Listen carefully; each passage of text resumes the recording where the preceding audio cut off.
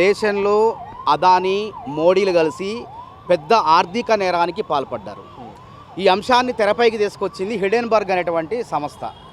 ఆ సంస్థ 2023లో మోడీ మన అదానీ కంపెనీలో అసలు లేనిది ఉన్నట్టు పెట్టుబడులు షేర్లు పెరుగుతున్నట్టు ఒక మాయాజాలానికి పాల్పడి దేశ ప్రజలను మోసం చేసిందని చెప్పేసి ఒక కథనం వెలువడించింది. ఆ కథనం పైన పెద్ద ఎత్తున పార్లమెంట్లో రాహుల్ గాంధీ గారు పెద్ద ఎత్తున విచారణ జరపాలని చెప్పి పోరాటం చేస్తే రాహుల్ గాంధీ గారు ఉన్నటువంటి బంగ్లాని కూడా ఆయన ఖాళీ చేయించి నడి రోడ్డు మీద పెట్టడం జరిగింది.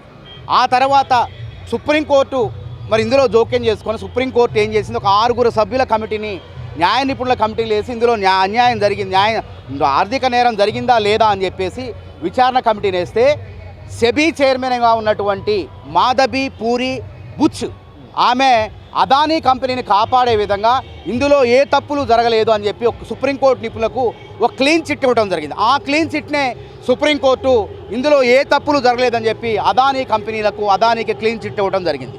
దీని ద్వారా దేశ ప్రజలంతా కూడా పెద్ద దారుణంగా మోసపోవడం జరిగింది.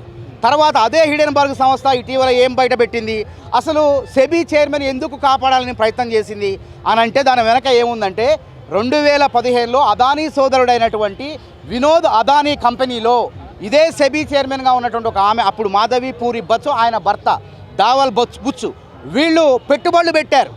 పెట్టుబడులు పెట్టిన తర్వాత దాని కృతజ్ఞతగా అదానీ ఏం చేశాడంటే అదానీని కాపాడుకోవాలి కాబట్టి రేపొద్దున సెబీ అనేటువంటి సంస్థ విచారణ జరిపితే ఆ తప్పులన్నీ బయటపడకుండా ఉండాలంటే తన మనిషి ఉండాలని చెప్పేసి అదానీ ఈ యొక్క మాధవి పూరి బుచ్ని ఆ కంపెనీ సభ్యులుగా సెబీలో సభ్యురాలుగా చేర్చిన మొదట.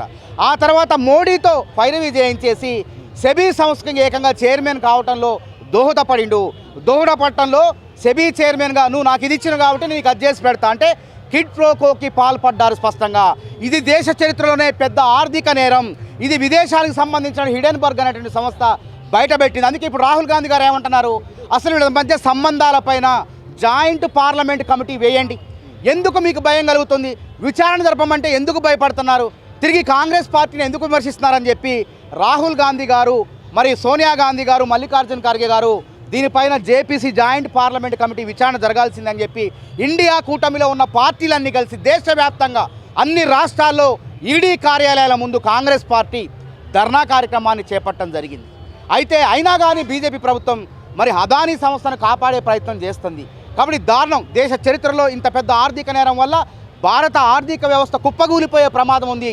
ఇకనైనా భారత ఆర్థిక వ్యవస్థను కాపాడాలంటే అదానీ లాంటి ఆర్థిక నేరగాళ్ళని తప్పకుండా శిక్షించాల్సిందే అని చెప్పి కాంగ్రెస్ పార్టీ తరఫున మేము కోరుతున్నాం. అయితే సెబీ సంబంధించిన ఎవరైతే ఉన్నారో ఆమె అయితే చాలా స్పష్టం చేసింది, నాకు కానీ నా భర్తకి ఎలాంటి సంబంధం లేదు, ఎలాంటి విచారణకైనా సిద్ధమే, నేను ఎలాంటి తప్పు చేయలేదని కూడా స్పష్టం చేసింది. మరి ఎందుకు నరేంద్ర మోడీ ఆధ్వర్యంలో కేంద్ర ప్రభుత్వం విచారణకు జాయింట్ పార్లమెంట్ కమిటీ వేయమంటే ఎందుకు వేయట్లేదు?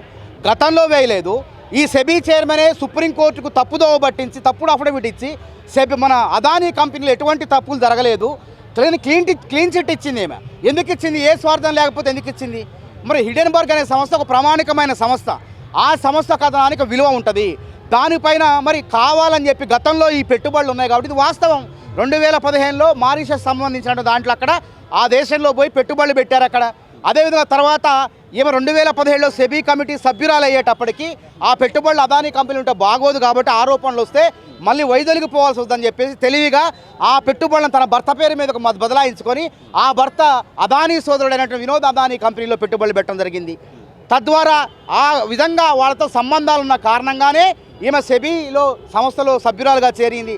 అదానీ పలుకుబడితోనే నరేంద్ర మోడీ దగ్గర ఉపయోగించి అదానీ ఈమె ఉంటేనే సెబీ చైర్మన్గా ఉంటేనే నా కంపెనీలకు నా పెట్టుబడులకు నాకు రక్ష ఉంటుందని చెప్పేసి ఆమెను చైర్మన్ చేయడం జరిగింది. అదేవిధంగా రక్షించింది ఆమె. కాబట్టి వెంటనే తక్షణమే సెబీ చైర్మన్ని తొలగించాలి. చట్ట ప్రకారం జేపీసీ పార్లమెంట్ సభ్యులు కోరుతున్నట్టు జాయింట్ పార్లమెంట్ కమిటీ ద్వారా విచారణ జరిపేసి భారత ఆర్థిక వ్యవస్థను కాపాడాల్సిందిగా కేంద్ర ప్రభుత్వాన్ని కోరుతున్నాం.